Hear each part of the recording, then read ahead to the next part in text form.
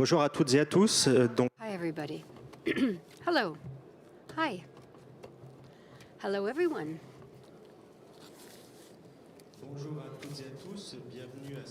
And welcome to this conference organized by the Automotive Journal with the Pneumatic Journal, working with the Syndicate of Tire Professionals. Now, for 45 minutes, we will be talking about mastering the itemized budget line of tires, how we can optimize this. Véronique Giroux is here with us. She's the business director for Best Drive, and Rodolphe Hamelin, sales director or business director for First Stop. Hi, welcome. Now, before we go right into the heart of the topic, I'd like to know more about the subject. What are we fighting for, actually? Can you just tell us briefly what this budget item represents for tires in a haulage company? Veronique, now this is a very vast topic because tires are essential elements in the world of transporting and hauling. So they're direct and indirect costs. If we talk about direct costs, now it might seem to be just kind of anecdote, but 3 to 5%. I think my colleague will confirm this. But what might occur is a very strong indirect impact, up to 25 to 30%, because this will have an impact on stoppage that hasn't been pre-planned and changes of loads. So this has to be taken very, very seriously by all haulage professionals. Yeah, you agree? Yes and no, I totally agree on these figures and also the outlook, the analysis. So in this conference, we're going to see there are very simple measures that can be implemented to manage this budget line, and even more technical and modern subjects as well. Let's look at the most basic solutions first. Can you give us just a few of these simple solutions, Rodolphe? Sure. You've got the basics. Pressure, you got to check the tire pressure. That's basis number one. What we can say is that the figure should be 15% pressure, a deviation from depression. 10 means 10% less yield and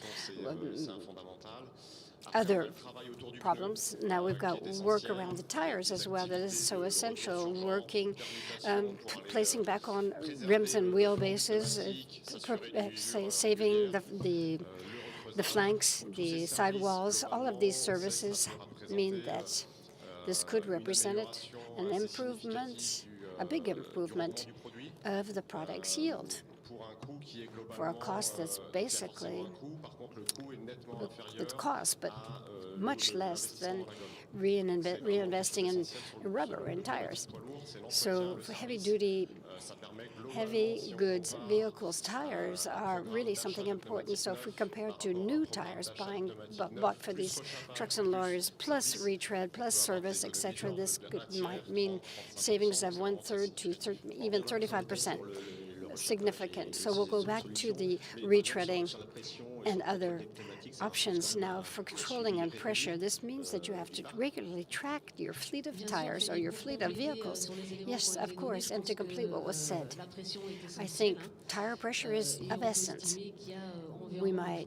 We judge that 1/3 of the vehicles have the wrong pressure in their tires, either over or under pressure. What's so important is to really foresee this, to be able to forecast what's going to happen. For when you're talking about service provision, it doesn't make sense unless you plan things out regularly. You go around the fleet regularly, check the tires with your customers every month, every quarter. Yes, exactly. So depending on the operations or the activities of our customers, so by planning all of these things, by scheduling this out, this means that the tire stock will be optimized, and we're going to assist and accompany our customers in their operations, and all of their operations. The total cost of ownership or total cost of mobility integrates both the drivers and their vehicles, because the number one criterion is safety, and safety in the largest sense of the term. Safety for goods, safety for the drivers, and safety for the operations. I imagine first dive and best drive, you have certain types of software or tools that help track all of these tires? Yes, exactly. For first stop aim, we've got a road system, EDP Fit Check. It's on our stand out here. You can go check it out, and this allows one to record what's going on the tire fleet. We do an inventory of the tires on the ground, the brands, the pressure, the height of the rubber, and the list of work that needs to be done on these tires, on the rehaul. So this takes time, a lot of investment, and their fleet managers who do most of this work. And what Véronique said is true. Once this work list is set up, then we're going to optimize our fleet. Now, for me, to complete, this fleet management tool is just a basic thing, and it's part of the DNA of the Best Drive. That's why it's so important for us. We have tools that we've developed ourselves. In-house, we want to really control this information and master the issues with customers. This must be explored throughout the group. We've got fleet management tools that are about 10 years old, started with helping with breakdowns and then managing the fleet. So this is good for the people who manage the fleets and also the technicians who are going to be using this tool. 100% digital for our customers. We want to have the shortest flow possible between when I identify a recommendation that's going to be semi-urgent to do in the 48, 72 next hours.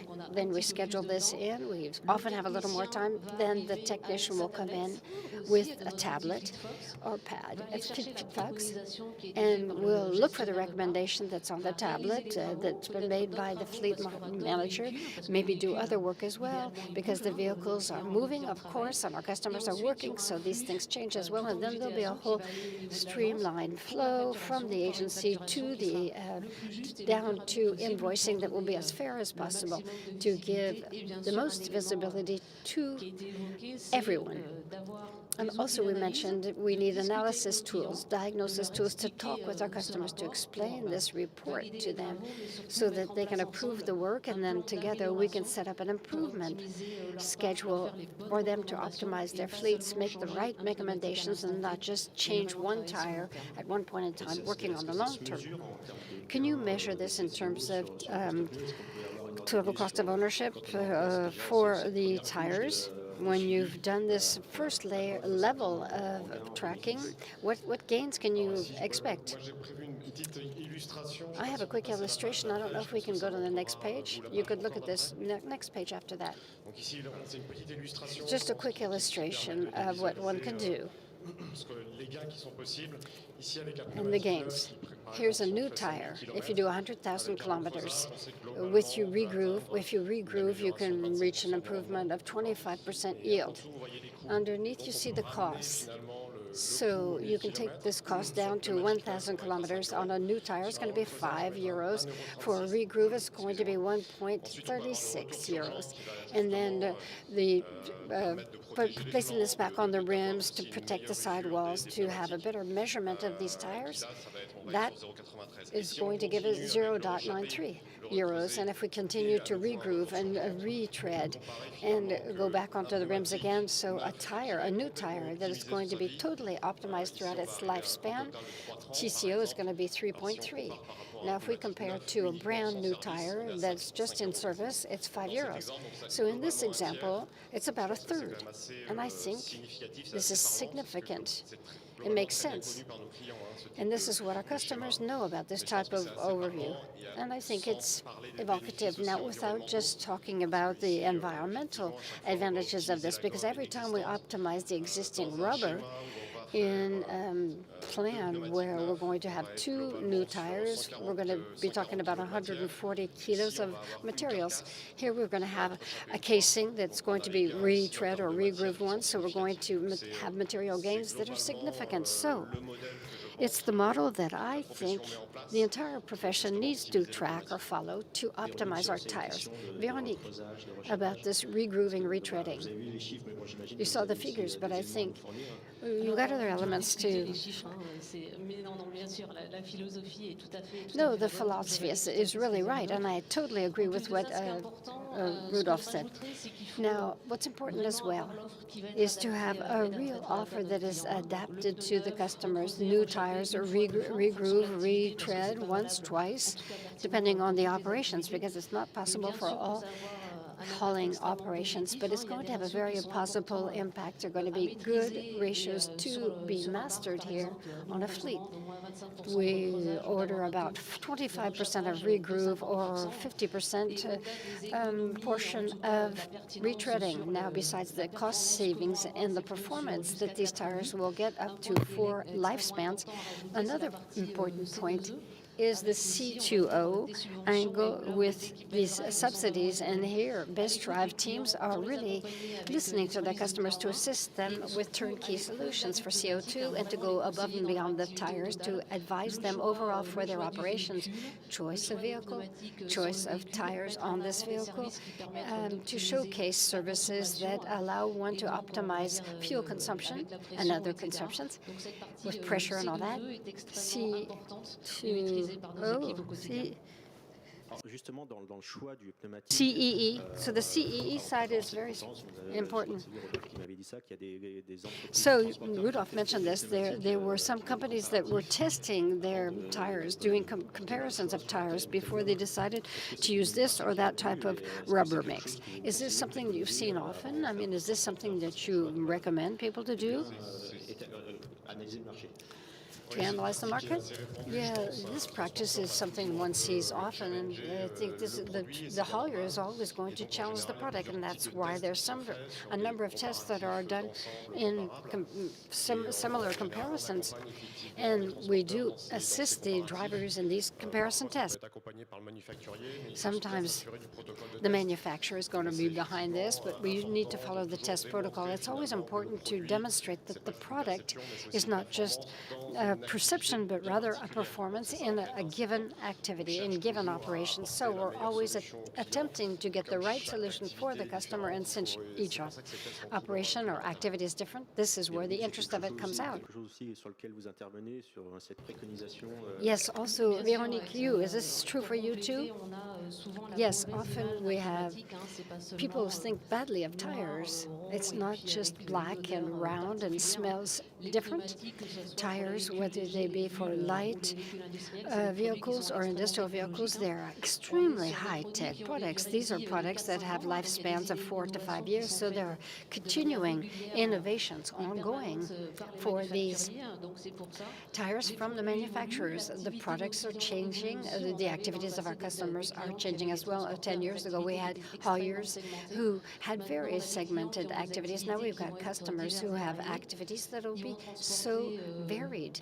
They're going to haul very light things like wind or mail, or very heavy things the next day. So their activities vary. We must, therefore, help them as much as possible to test new products, new innovations, because this is going to allow them to advance. And if they advance, we will advance with them. So with our customers, so there's a new labeling that's come out as well, a new certification. There's a conference later on this. We'll talk about it more, new labeling. Now, is this going to have an impact on the tire choice and the consumption of this tire item in the budget? Rudolph. Yes, the labeling. The profession had a lot of doubts about this labeling when it was started out, but today we see that this is much more bought into by the drivers.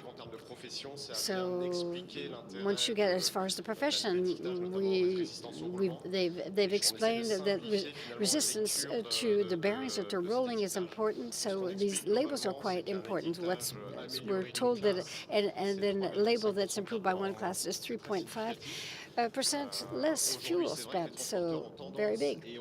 Today, transportation companies try and get tires just so that they'll be inexpensive and get a good profit off it. But also they now understand that it's good to have something that resists rolling well, because impacts are there.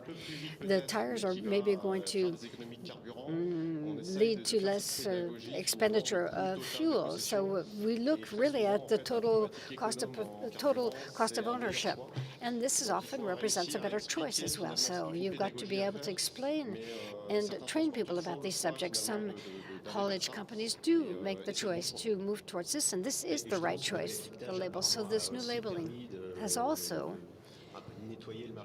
allowed us to clean up the market a little bit, concentrate the market a little bit on rubber mixes or tire mixes that are better quality. Now, whenever there's standardization or harmonization that comes into something, such as with household appliances, but now we want to avoid having the A+++, so it's got to be well analyzed. It's important that this be something that's living and breathing.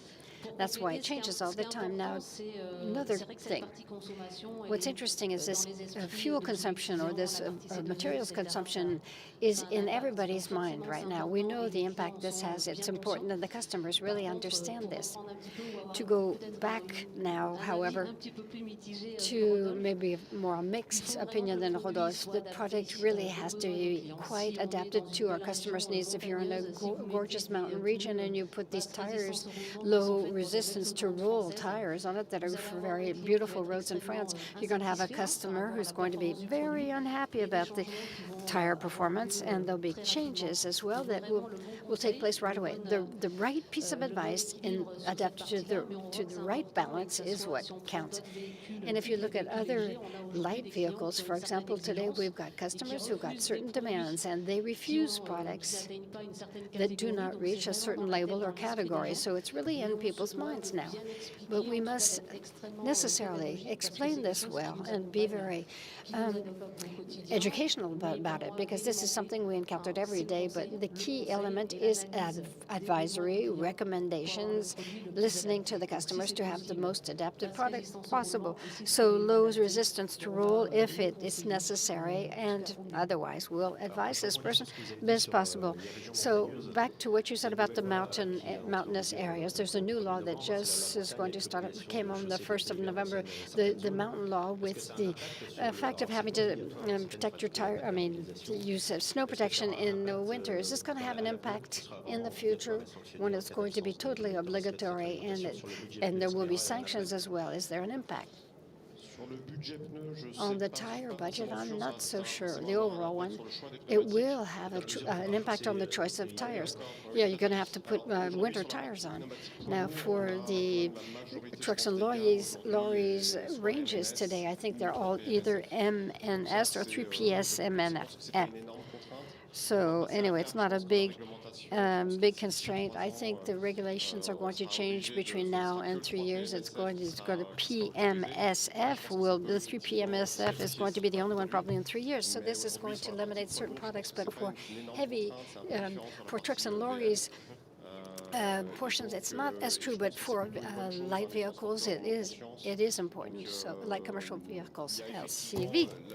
So where it differs a little bit is not having to put on chains, or yes, they're going to have to put on chains or these socks, these tire socks, and this is very important. This is going to change a lot for people. I was saying in the introduction that there's simple ways of optimizing the tire budget, but even more technological thing. I'm thinking of telematics and pressure sensors. Now, are these tools today that have been become more democratic with hauliers? And what should we expect? Véronique, have you got any answers to give? Well, when we talk about telematics, I don't know whether you can say democratized and simple in the same sentence. It's still all very challenging. Nevertheless, there are lots of telematic devices out there that are available for our clients that give them the opportunity to manage the flows and their business. When it comes to tire pressure, it's a bigger challenge. There are tools, I repeat, that are out there that are effective. Continental, CPC, those are sensors that can be placed inside the tire. Then there are also other solutions that can be placed placed outside the tyre, and they enable you to retrieve information that is important, information on the tyre pressure. This is very strategic. Also information on the temperature that can indicate that the tyre has a slow puncture or that there's an issue on the vehicle, an issue in terms of braking, for example. Next, there's a major operational challenge, nevertheless, in order to be able to manage the results well and to make sure that all of the vehicles are managed properly and to retrieve the data.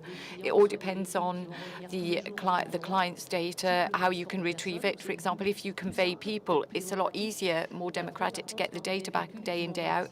But when you've got vehicles that travel all week long all around Europe, then you've got to have the right type of telematics to be able to recuperate the information and to make sure that you're able to use it efficiently. But for me, that's the solution. But let's say we're only part way through. What about you, Rodolphe? What about these new tools? Well, I agree very much so with what Véronique said in terms of her assessment. Maybe one point I can add is the impact. We've seen that with some of our clients where we've installed the tymatics systems for capturing data on the pressure, we have seen significant improvements in terms of the savings they've been able to make. We've got one client, for example, we worked in the Bordeaux region, where from 30 or so breakdowns a year, we now have only 10 or 11, and this is mainly due to tyre pressure. So I'd say that's a very good illustration for this one client. I repeat, 35 breakdowns, and now we've got 1/3 of those. These were vehicles that never used to come back to the base, hence we weren't able to monitor tyre pressure.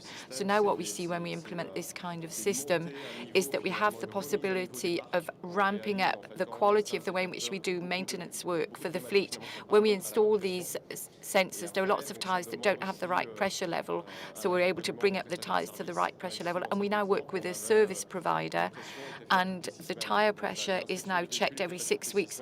We've inspect the vehicles every 6 weeks, and with this model, we've introduced a change whereby we fit the sensors, we check the tyre pressure, and then all of the vehicles that need their tyre pressure to be increased, we recheck the tyre pressure every week. So it changes our operating mode, and with the scope of this approach, it showed that we could be very successful.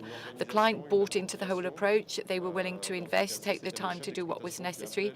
It was the operating manager that called back the vehicles to check the pressure every week. And basically, if everybody buys into the solution, it works. Yeah, it's one of the problems with telematics. You've got a whole range of data that is fed back. You've got to be able to process it and then use the data. And of course, there's the cost of the different tools that you use. Can you talk to us about the cost of these 2 points? Just one point to complete what has been said.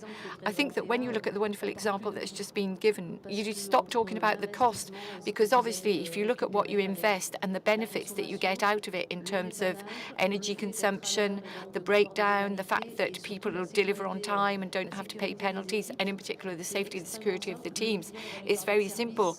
The client is going to benefit from better service and the cost is not major. That's the kind of discussion we need to have, because once everybody buys into the solution, nobody calls into question the cost anymore from an operational perspective. It's not a cost, it's an investment that is amortized over several months, and it's very, very quick. There are now, no doubt, a few haulage companies that still think about the facial cost. So do you not have to educate people? Of course, yes. That's what our best drive teams are trained to do. That's what they're out there for. Well, there's also the training that we give to the drivers using telematics or not, as the case may be. The drivers, of course, are the main people who are concerned by the way in which the vehicles are managed. So what can be done for the drivers to ensure that the vehicle's maintenance is done better and that the tyres are used in a more optimized manner? Well, what we're showing here is a very good example. This is a haulage company that installed pressure sensors from our company and at the same time set up the telematics. And at the end of the day, the telematics was a tool that was used by the drivers. So in the example on the screen, you can see that before the telematics system was installed, when the telematics was installed, there were no drivers that had a score over 6 out of 10 for their driving quality. And so the haulage firm wondered, why aren't I getting a better score? I thought everything was good in my vehicles. But now, after the introduction of the telematics system, okay, it's not just all about fitting the software, it's about having somebody who supports the drivers, who analyzes their driving style with them week in, week out. And gradually, their driving score increased. So they also enhanced enhanced the way in which they drive. The amount of time that they spent without the engine on increased. We saw that in the past, vehicles used to have their engine on for a long time, despite the fact that they'd stopped. And today, in this example, we're able to see that the drivers no longer leave their engines running for no reason. They're very cautious from this perspective because they know that the system monitors it. So I think, as Veronique said, these, in fact, are tools that once you've set them in place, you can't do without them. You can't do without them because it becomes a policy to provide support to the drivers, to pay attention to their driving style and help them. It's better for the tyres also. Obviously, when you drive in a very calm and controlled manner, it's much better for the tyres. So I think this is a policy that gradually the haulage companies will want to apply because it means we take care of the drivers and of the tyres. It's a win-win situation for all. Yes, definitely. We also see that when this kind of system works well and when you've got good explanations that go with the system, because obviously the clients, the first thing they look at is the energy consumption. So you've got to explain in detail and make it entertaining and playful. You can create challenges or competitions between drivers, for example. And our system is good for all vehicles. In Best Drive, we've got over 500 intervention vehicles that we're currently equipping in terms of geolocation and energy consumption. All our staff have to be aware of the impact not only on tyres but on other parts, and we need to guarantee good follow-up of all of our vehicles. So I would simply say this is the best direction to head in. The last point I wanted to raise with you is something that is very much in the news at the moment. There's a scarcity of certain products. Tyres, the tyre sector is suffering. The difficulty in sourcing raw materials. What does it mean for you as haulage companies? Does it mean you've got to anticipate on what you do in terms of sourcing certain products? What advice can you give? Certain products are no longer necessarily available or as available as they were before. So what advice would you give, given the current context? I'd give the standard advice. For a service provider, make sure you optimize your use of the rubber. That's the initial subject. Make sure that you do as much retreading as you can with your tyres. When there aren't enough tyres out there, new tyres out there, then you optimize retreading. Make sure you manage the rubber efficiently. Anticipate as a service provider, but also the haulage companies have to anticipate on their orders, communicate with the manufacturers. If you order early, you can secure the sourcing of the products you need. It's the basics. It's all very simple. There's no trick of the trade. You just have to do what I said. Veronique, what about for urgent requests? Are you in a position today to respond? Well, ideally speaking, we should never receive any urgent requests. Theoretically speaking, we should be able to do our fleet management and our follow-up in a very calm and collected manner. All the tools are available. And as I said, with our fleet control tool that we've got, we need to do the scheduling for every 3 months. And this enables us to avoid these kinds of stumbling blocks. We know that when it comes to sourcing the products, we've got to work with the suppliers, we've got to anticipate. But it's true, it's becoming extremely complicated. But it's almost a good thing because it means that everybody is now aware of how important scheduling is, monitoring our fleets as well, and doing the best possible work we can with the products in order to improve their profitability and durability. But I think there's still quite a few very complicated months ahead of us. It's going to be hard because there's a lack of or a scarcity of raw material, and the availability of the products is going to become increasingly difficult to manage. But that's why we have to set up long-term partnerships with the haulage firms we work with. Well, we're getting to the end of the conference. Maybe we could perform a summary of the key points that should be highlighted for haulage firms when it comes to better mastery and control of the tyre sector. Well, the first point I would argue, and this is a very brief summary of what has been said, I think services that revolve around the tyre can enable us to divide or reduce the tyre budget by 1/3 when things aren't optimized, and when you only use new tyres, then I think you have higher costs. Yeah, 1/3 higher. Also, doing the monitoring work, the maintenance work on the fleet, working with the service providers, making sure that you can also always identify those tyres that require some form of work on them in a timely manner. Also, making sure that all the services are provided at the right time, improving the pressure levels, using the tools where they serve a purpose. We talked about that at the end of this conference. More and more we see, for example, that if the haulage firm buys into the tool and receives good advice, advice. It can really provide a form of added value. So, Véronique, do say anything else you think we need to add by way of conclusion. Over to you, Véronique. Well, I'd just like to say, firstly, thank you for letting me conclude. I think we all agree, basically. We all agree that ours is a profession with men and women who are there to provide advice and to receive advice. Also, we have to guarantee safety, security, and optimization. We need to fully understand our client's business if we want to be able to offer the right products, the right services. It really is extremely important to guarantee that we can provide a customized, tailored approach. We don't want to come along and bang on the client's door and say, this is what we're giving you, whatever you want. That is definitely not the approach that we promote. We've basically seen that there's a lot of business activity out there. It's going to continue. Many flights are not yet optimized as they need to be, and yet the trucks are the most important tools for our clients. They have so many professional uses for them, and so we as professionals are there to support our clients. And I repeat, I think we've got a very rosy future ahead of us with them, with the Best Drive network. So we'll have an update during the next session of Solutrans to see how things are going. Thank you in any case, Véronique. Thank you, Rodolphe. I'd just like to say a few words about the program to follow, the up-and-coming conferences on tyres. At 11:30, we have a conference on new labelling, and then at 2:30, you have a conference on the winter decree that we mentioned very briefly earlier on. Thank you very much.